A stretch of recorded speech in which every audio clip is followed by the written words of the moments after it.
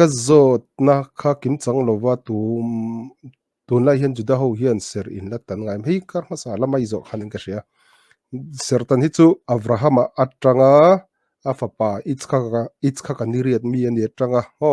tun thleng hian kan la tan ani ho Serh morvun tan ani chu Brit Mila hi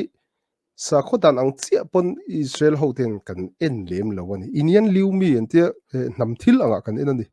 namthil anga ti om zia chu enge ka soi te do na chan kan ti chunin tora a thupek thawani a tero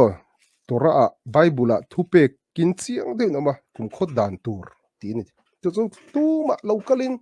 tu na tang chunin zol nei ro pui takaran chuka zol nei ro pu takhan tu na tang chunin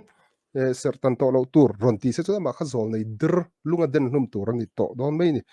chu tiang chunin tora a hian thupek tam takoma zol nei te ron kalin thupek pakhat po kalin ron cheta se chu zol nei dir chin chian ani chu tiang che chunin ka soina sana chu thupek reng reng a hi bible kan hmu thupek ho te hi e tu man an ti dang lam thei ni lawa rong kan sel thei ni lawa chong chu chatuan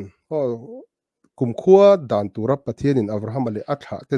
zong hena apek ani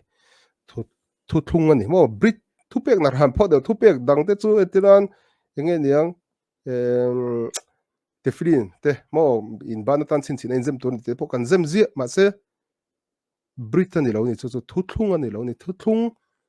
a soi bi ka chuanin sartan kha chu thu thung ani tlat ani mo thupek naran ni lo dan naran po ni lo thu thung ani chu wang chunin inian liu mi namthil a an enani hetilai tora a thupek dang te chu tora te chu bible te chu sa kho thil ani na taka chun sa kho thil ani a chu wang chunin hetilai a chu ka soi te shabat ser chung chak te filin zem chung chak te thil tam taka om khang kha chu hetilai Israel rama te po ni se sa khomi lo tam taka na sa khomi lo kha te chu sa khomi ho ti chi lom chu wang chun ke ni chu kan ta na ni velo khan tiliam pot thin amai ro chu nu le pa eng nga sa khomi lo po ni se no fa an ne ya fa pa an nei chuanin ani riat ni in nge no te kha in fita mo a dam lo na te nge mo nei lem lo chuan eng anga sa khomi lo nu pa po ni se sertan kha chu anti vek thon hei thil mak de woni hetiang chi henin temple hun la de pan temple po sa kho thila kan en lo ni nam thila kan ena chu tiang chi chuan tun lai mi zong zong pe thang harin king eniang tora kan mu thupek te zong zong hi nam thil ve kalo ni ti hi hre thiam se chuanin tu mai sa khomi lo an om don lo ni shabat ni te po sa kho thilamo mi then khatidan tiringot sa khomi lo ten sa kho thilamon tiringot ani lo hei nam thilani Israel fa te ta na kum kho dan tur pathian ina ama le afa te Israel te anam thlan te inkara kum kho thu thung kum kho chin chia na chin chia na hi chirang rang oma tora thupek zinga point ot an ti chung chu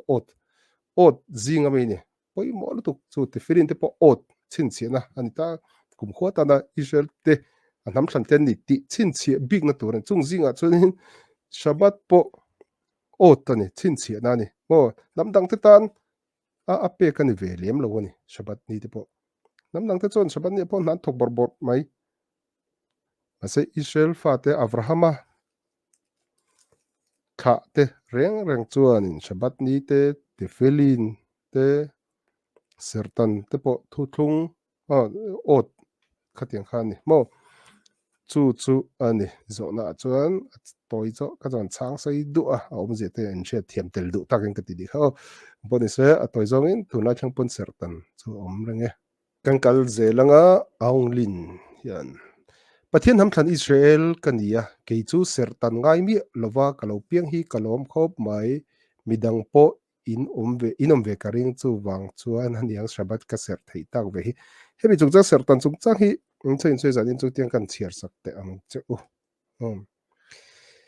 Genesis bung som pasari na chang kwa na tang kan chiar lok te paragraph khatlek tin pathian vekin Avraham hne na chuan tin nang zongin ka thothlung hi izom turani nangin izom turani a i nuwa i tha te an thla chhawng zel te thleng pawhin an zawm ve tur ani hei hi keile nang le I hnua I thla te kara ka thuthlung in zawm tur chu ani in zinga mi pa to phot chu sertan tur ani tichuan in servunti sa chon sertanin in om tur ani chu nangma nena kan in kara thuthlung chin chhia na aniang tichuan in zinga mi niriat mi chu in thla chhawng zel te thleng pawhin I thla ni kher lo po I ina piang emaw mi khual tu lak po a tanga tangka suma I lei emaw po mi pa to phot chu sertan tur ani ina piang le I tangka suma I lei po sertan ngei tur ani tichuan ka thuthlung chu kum khaw thuthlung atan in ti sa a om to ang ti kha thupek khau tak le thupek hetilai thupek kan te la chuan nang le ke in zom na te hon nang pathian le ami te a thuthlung fa te ni na chu sertan kha ni ma se om znei lo wa hrisel na ta nan serkan tan tenga ti ring o chun kha chu thuthlung khami brit mila kha ni lo ni brit kan ni chu thuthlung brit mila kha ni lo ni kha chu sertan satlia ani ma se sertan kan ti chuan brit mila kha ti nga mohel sertan tu a bik taka zir chuak khatiang chi na thuthlung mila zir chuak ina tan ngei tur khan chu sertan na thuthlung chu ni